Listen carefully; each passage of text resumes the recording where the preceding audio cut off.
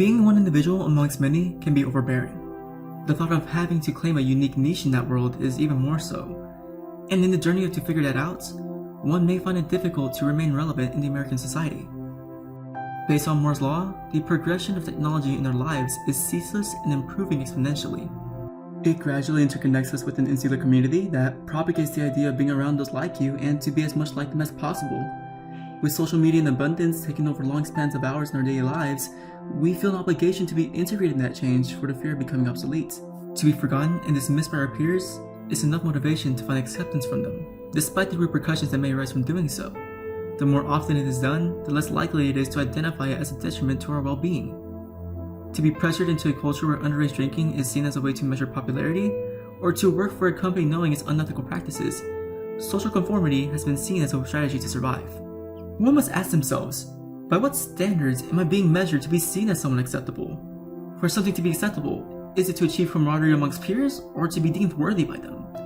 Social standards are set by the ideologues of movies and songs people grow up with. The one being pressured may fall victim to this trope, but so are the ones pressuring them to begin with. Both groups can have a misconstrued idea of what could be considered okay and fail to question the consequences of following these expectations faithfully when applied to reality. While it is necessary to listen to what others have to say to have a greater understanding of the world around you, it is also necessary to realize the underlying implications and potential harm these ideas may have.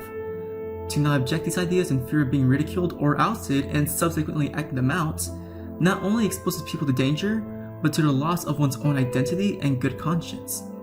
People become part of a hive mind, which may lead to cognitive dissonance, the catalyst of self-deception.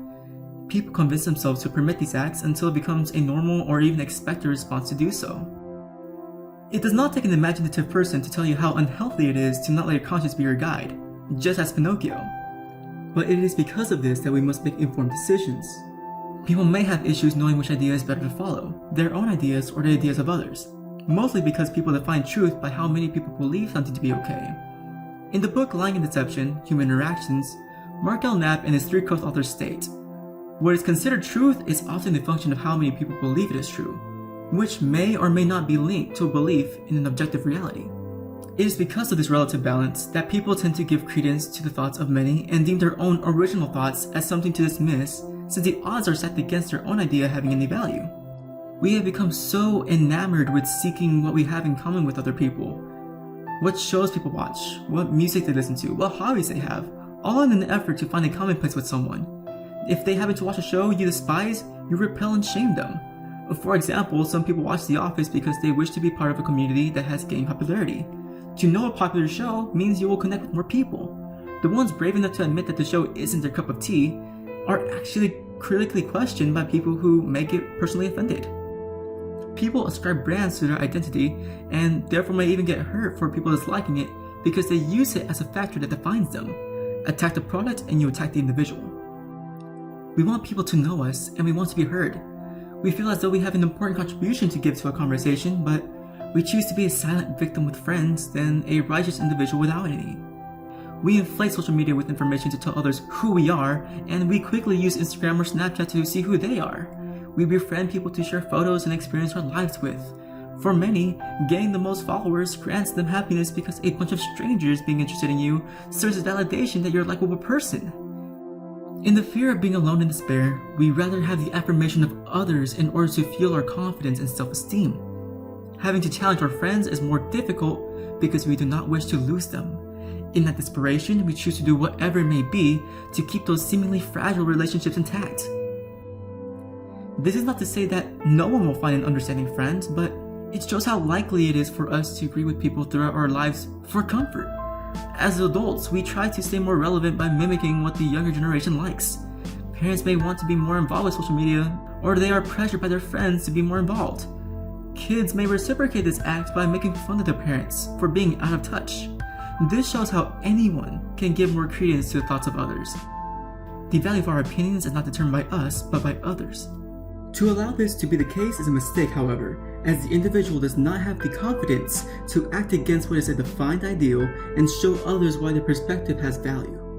It is by the brave leaders who aren't afraid to confront their peers that we in society truly benefit.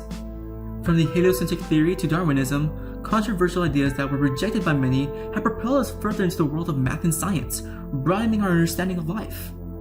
Leaders are the individuals capable of seeking change and embracing it. Otherwise, people will only continue to accept the ideas that others make for them. Discrediting one's own thoughts only leads to the death of creativity. To accept ridicule in the search of truth can yield great discoveries about yourself and of those around you. In the words of Stoic philosopher Lucius Annaeus Seneca, we should not, like sheep, follow the herd of creatures in front of us, making our way where others go, not where we ought to go. Acting with independence and assurance will lead to a more confident person.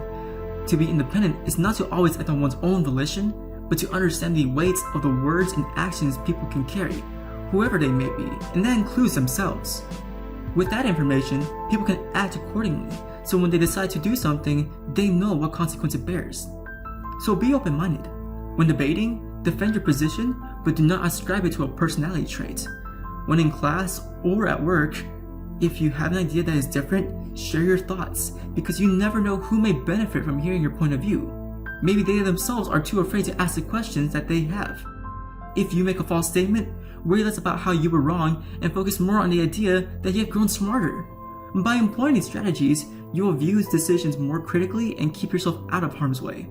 You become a more unique, self-sufficient person capable of challenging the status quo. Regardless of what age you may be, to share this thought with others will reduce social conformity altogether. You won't worry about what others will say, you will welcome it. By taking the time to hear what others have to say, especially those you disagree with, you will have a greater appreciation for your own perspective and that of others. Thank you so much for watching.